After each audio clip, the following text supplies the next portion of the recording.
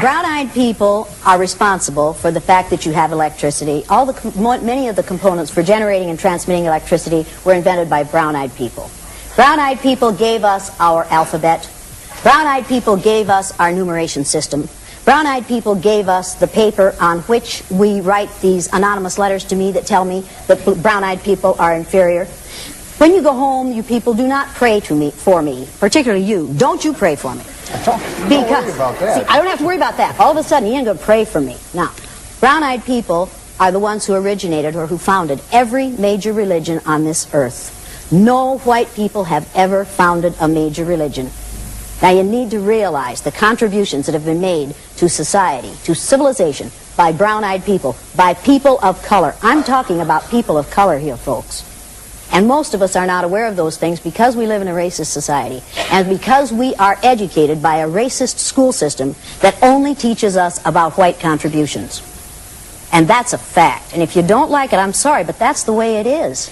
If we would start telling the truth in schools, we would not have racism. We could cure racism in this country. Ladies and gentlemen, welcome to the channel. Please subscribe with notifications on. Century, when the barbarians are coming, when the Vandals and the Slavic peoples, of course they were not called Slavic peoples at this time, but this is when the Goths are moving up out of Sweden. The Goths then split up into two groups, the Visigoths and the Ostrogoths. The Visigoths traveled west, the Ostrogoths traveled east, and that's where they settled in Italy. That's who Othello is dealing with. Were the Ostrogoths of Venice, the agents of Venice, who would later be the ones that would be the double agents that would destroy the Crusades on behalf of the Christians. So now that we see all of these clothes coming out of Italy, all these fashions coming out of Italy, giving all of these Italian Americans or Italian peoples credit for all of these fine silk clothing, they sat at our feet to even get the silk to make this from. They didn't even know where to get the material from at this time. One of the things that the Moors brought into Europe was the fact that you could change your texture, your textile, so that you didn't have to wear heavy material in the summertime. They wore the same thing all the time. What the Moors did is they said, when you get out of wintertime, you can get a lighter fabric, and then you get the spring fabric, and then summertime you get a summer fabric. Wintertime you can put that cold stuff back on, but you don't have to put your winter coat on in July. Another thing they did is thing that peoples of European descent would do is, and again, when you look at people who are getting food for the first time, you can kind of understand why they'd be happy to get a meal.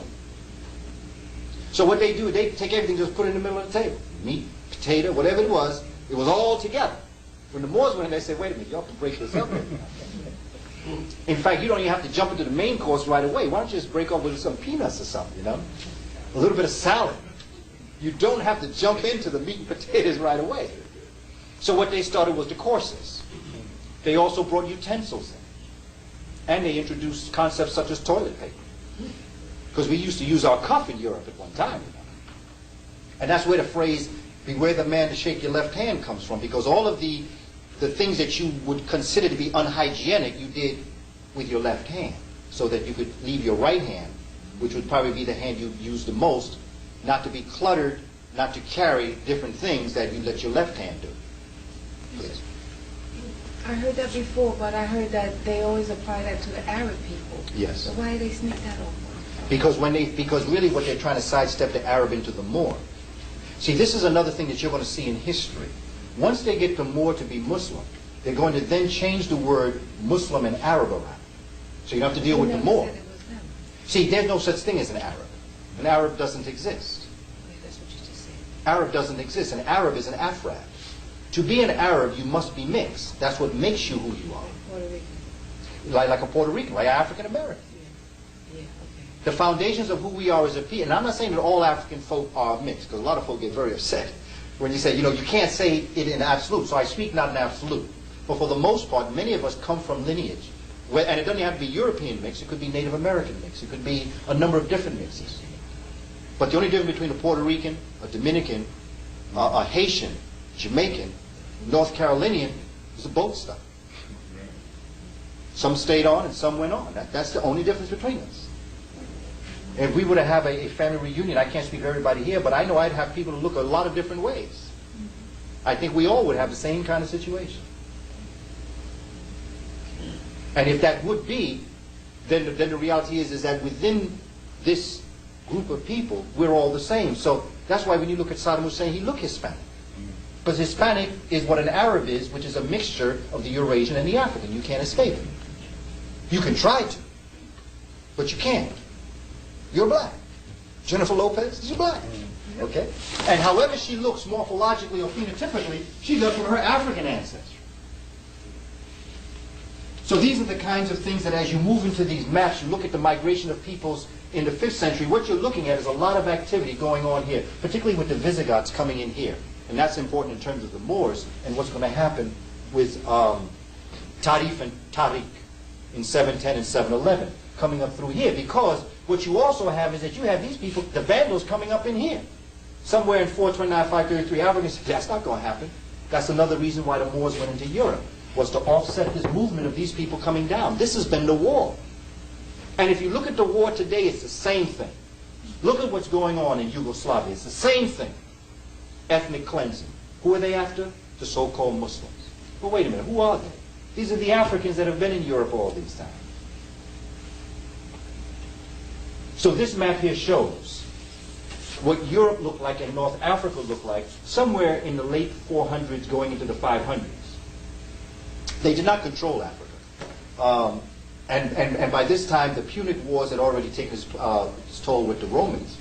Hannibal, but these were the ancestors of Hannibal. I'm sorry, these were the descendants of Hannibal. North Africans. So you see the Visigoths and the Ostrogoths, you see the Huns. The Huns are returning to Asia.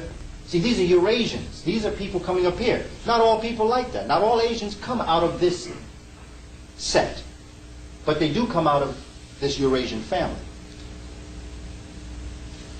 So this, Dr. Clark said that word vandals, that's where the word vandalism comes yes, from? yes. And barbar, Right. barbarian. Yeah. They named themselves. And the early people that came up out of the mountains of the Caucasus, they called themselves the Devs. Which then you have to ask yourself, was the Honorable Elijah Muhammad that far off? The Devs, right. Because the southern Europeans called the people coming out of the mountains the Devs.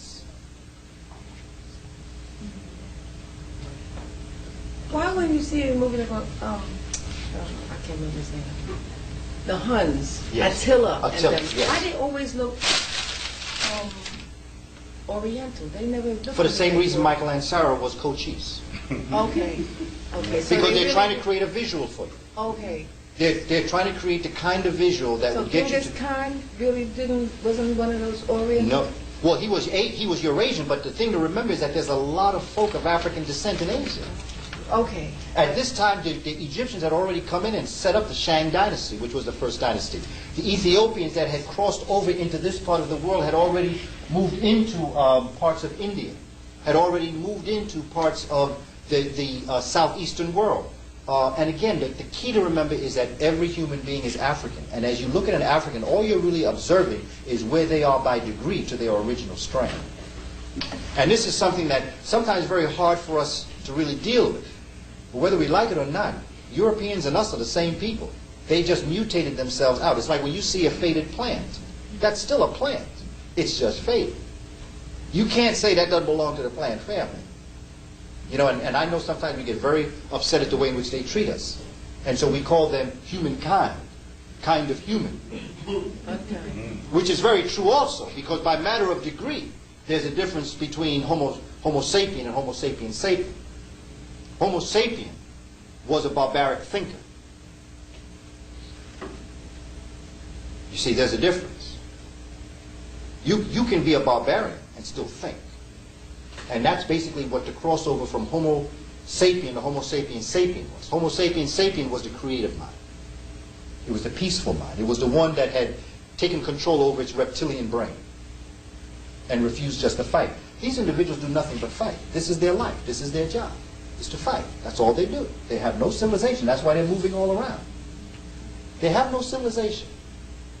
Concepts of home they don't have. they cremate their dead because they're nomads. When you're sedentary, you bury your dead.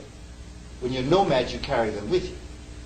And so that's where carrying their dead came from, cremating. African folk don't cremate.